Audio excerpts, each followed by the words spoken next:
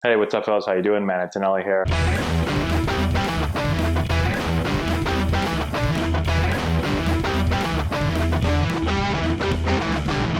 Hey, what's going on, guys? How we doing? Matt Antonelli here. Today we're looking at a little video of Yankees spring training. I had this video sent to me from a couple different people.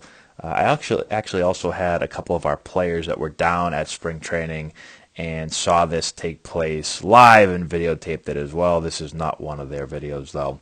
And so I've gotten a lot of questions about it. I've gotten a lot of maybe not even so many questions, but just kind of like, hey, look, this looks pretty cool.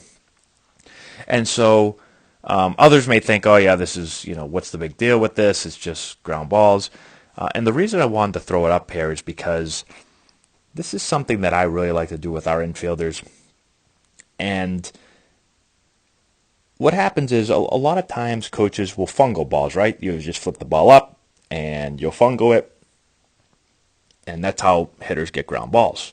The problem with just fungoing it a lot of the times is sometimes the spin and the speed of the fungo is not always realistic. It's not always going to match what you'll get in the game, especially from the third base position. So as a third baseman, most of the balls that you get hit are going to be topspin.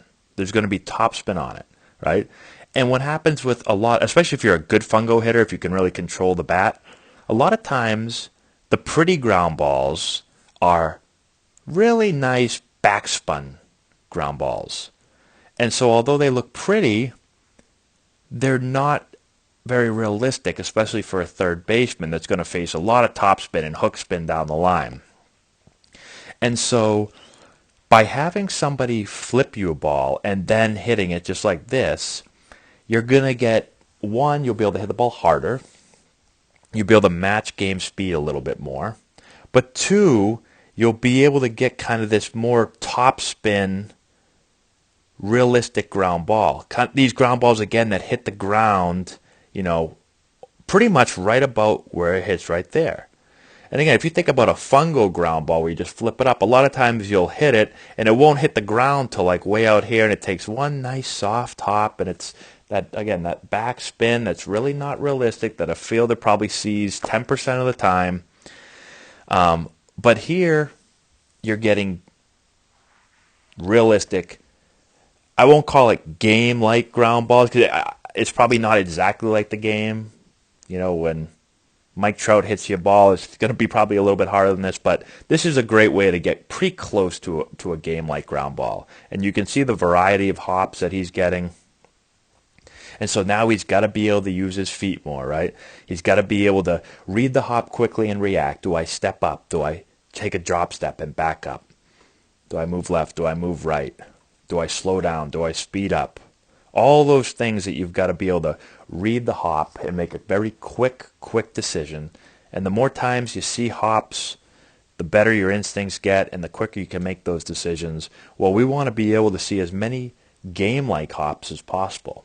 Doesn't make sense to field backspun, slower hit, unrealistic hops because we're not training ourselves to what are we training? We're training to field a ground ball that isn't going to happen very much in a game, maybe 10% of the time, 15% of the time. So, just a cool drill. Wanted to send it over to you. The other thing that we do when I do this drill is, so I have one person flip to me and then I hit, and then I have someone on the stopwatch as well. And so we can make sure that we put a little pressure on the defender as well. And we'll do double plays, we'll do throwing it across, just getting one out. And we'll set a time for a runner. Maybe we'll go 4-2, right? Maybe we go 4-0 and say this guy's real burner. But just to add a little bit of pressure, but again, just making it game-like. It's easy to field in practice when you get nice, easy ground balls and you can take forever. There's no runner and there's no pressure. That's easy to make. But again, that's very predictable. And the game is very unpredictable. You don't know what you're going to get, and you get much tougher hops at greater speeds. And then you've got the pressure element, and you've got a guy running down the line. So hopefully this helps you guys out. Just make your practices a little bit more game-like. I think it's obviously really, really important. You got to make the game hard so that the game, or excuse me, you got to make the practice hard so the game is easier. And a lot of times it's in reverse. Practice is easy, and then the game becomes hard. So hopefully that helps you guys out. Let me know if you have any questions in the comment section below. Subscribe to the channel, share the video with all your friends, all that good stuff. Thank you again for watching. I hope this helps, and we will talk to you later.